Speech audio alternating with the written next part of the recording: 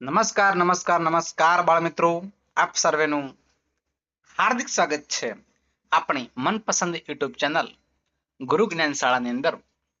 તો મિત્રો, આજે આપણે દ્વિતીય વાર્ષિક પરીક્ષા એટલે કે એન્યુઅલ એક્ઝામ 2026 ધોરણ 5 નો વિષય સૌની આસપાસનું મિત્રો પેપર સોલ્વ કરવા જઈ રહ્યા છીએ. તો મિત્રો, તમારા મિત્રો સુધી પણ લિંકને શેર કરવાની છે. પ્રશ્ન નંબર 1 છે, નીચેનામાંથી કયા રાજ્યની સીમા દરિયા કિનારે આવેલી છે? તો એનું નામ છે ઓડિશા છે. ડ નંબરનો ઓપ્શન છે. જમીન ખેડવા માટે કયું સાધન વપરાય છે? તો ઓપ્શન નંબર ક છે, હળ છે. નંબર 3 છે, મીઠાઈ લેવા તમે કોની દુકાને જશો? તો ઓપ્શન નંબર ડ છે, કંદોઈની દુકાને જશો, ધ કંદોઈ. નંબર 4 છે, જંગલોમાં લાગતી આગને શું કહેવાય છે? જંગલોમાં લાગતી આગને દાવાનળ કહેવાય છે. એના પછી મિત્રો ખાલી જગ્યા આવશે આપણી. ખાલી જગ્યાની આપત્તિ વખતે પવનની ઝાડ અને ધામલા નીચે પડી જાય છે. વાવાઝોડું કહી શકાય, ચક્રવાત કહી શકાય. નંબર 2 છે, નાક વાટે ઉચ્છવાસથી નીકળતી હવા હંમેશા ખાલી જગ્યા હોય છે તો ગરમ હોય છે. નંબર 3 છે, મહાદેવભાઈ દેસાઈ ગાંધીજીના ખાલી જગ્યા હતા તો મંત્રી હતા, સચિવ હતા. નંબર 4 છે, પક્ષીઓના અવાજોને ખાલી જગ્યા કહેવામાં આવે છે તો કલરવ કહેવામાં આવે છે ભાઈ, કલરવ. નંબર 5 છે, ખેતી કરનારને ખાલી જગ્યા કહેવામાં આવે છે, ખેડૂત કહેવાય ભાઈ. નંબર 6 છે, મિઝોરમના લોકોનું ખાસ નૃત્ય ચેરાવ છે. પ્રશ્ન નંબર 2 છે, ખરા ખોટા છે. સૂર્યમણિ બાળકોને ઘરે ઘરે જેને ભણાવતી હતી, વિધાન કેવું છે? તો ખોટું છે. પરિવારના સભ્યોમાં મામા અને માસી પણ ગણાય છે, વિધાન સાચું છે.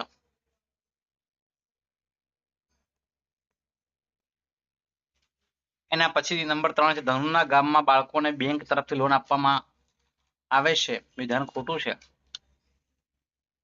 મગફળીનો પાક રવિ પાક કહેવાય છે, વિધાન ખોટું છે. મગફળીનો પાક ખરીફ પાક કહેવાય છે.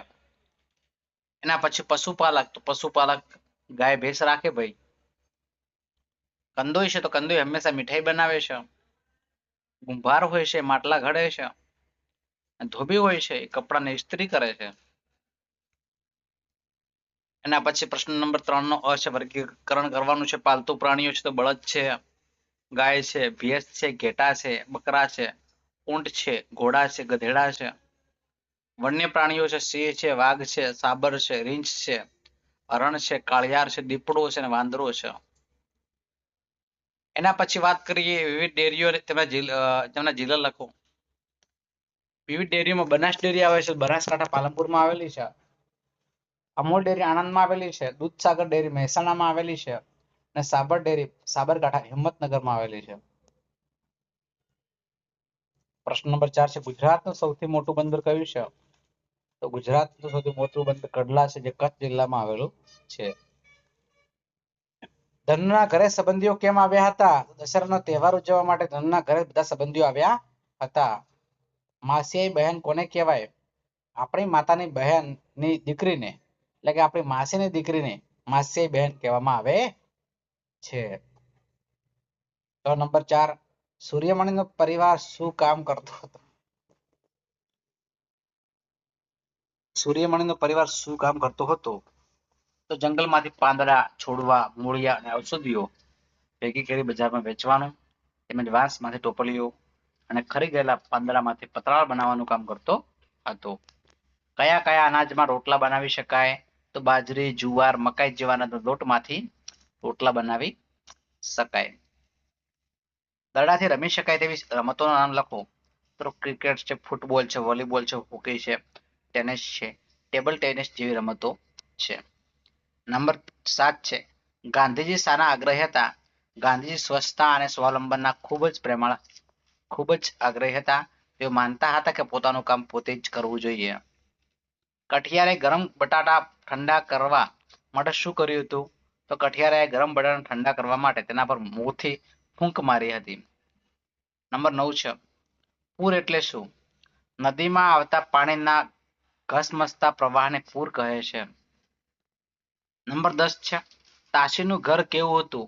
તો તાશીનું ઘર 2 માળનું અને પથ્થરોનું બનેલું હતું. એના પછી પ્રશ્ન નંબર 5 નો અ છે. નીચેના પ્રશ્નનો ઉત્તર લખવાના છે. 4 માંથી ગમે તે બે.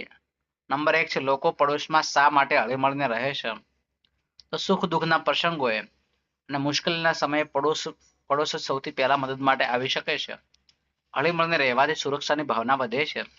તહેવારોની ઉજવણીમાં પણ આનંદ આવે છે. દેશી ઊંધિયું કોને કહેવામાં આવે છે? તો શિયાળાના ખેતરમાં તાજા શાકભાજીના મસાલા ભરીને તેને માટલામાં ભરીને માટલાનું મોઢું સીલ કરી તેને જમીનમાં ઊંધું દાટીને કોલસાના અંગારા પર પકાવવામાં આવે છે. આ રીતે તૈયાર થતી વાનગીને દેશી ઊંધિયું કહેવામાં આવે છે. નંબર 3 છે ગુજરાતમાં વિકાસ પામતા વિવિધ ઉદ્યોગોના યાદી બનાવો. સુતરાઉ કાપડના ઉદ્યોગ છે અમદાવાદ અને સુરત છે. હીરા ઉદ્યોગ છે સુરત અને ભાવનગર છે. સિમેન્ટ ઉદ્યોગ સૌરાષ્ટ્ર વિસ્તારમાં છે. ખાંડ ઉદ્યોગ દક્ષિણ ગુજરાતમાં જોવા મળે છે. પોલિયો વિશે ટૂંકમાં લખો. પોલિયો એક ગંભીર ચેપી રોગ છે જે પોલિયો વાયરસ દ્વારા ફેલાય છે.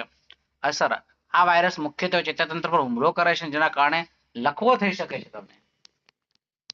એના પછી મિત્રો અહીંયા કચ્છનું મોટું રણ તમે જોઈ શકો છો, નકશામાં આલેખિત કર્યું છે. એના પછી તમે જોઈ શકો છો રાજકોટ જુનાગઢ છે. જુનાગઢ ગિરનાર પર્વત આવેલો છે. ગંભાતનો અખાત તમે જોઈ શકો છો. સુરત નર્મદા જિલ્લાની અંદર વાત કરીએ સરદાર સરોવર યોજના આવેલી છે. ચેનલ ઉપર નવા હોય, ચેનલને આપણે હજુ સુધી સબસ્ક્રાઇબ ન કરી હોય તો ચેનલને અચૂક સબસ્ક્રાઇબ કરી દેવાની છે. બાજુમાં આપેલા જે બેલ આઇકન છે એને પણ પ્રેસ કરવાનું છે જેથી કરીને આવનારા વિડીયો નોટિફિકેશન આપ સૌ વિદ્યાર્થી મિત્રોને મળતી રહે. ફરી મળીશું નેક્સ્ટ વિડીયોમાં. ત્યાં સુધી આવજો. જય હિન્દ, જય ભારત, જય માતાજી.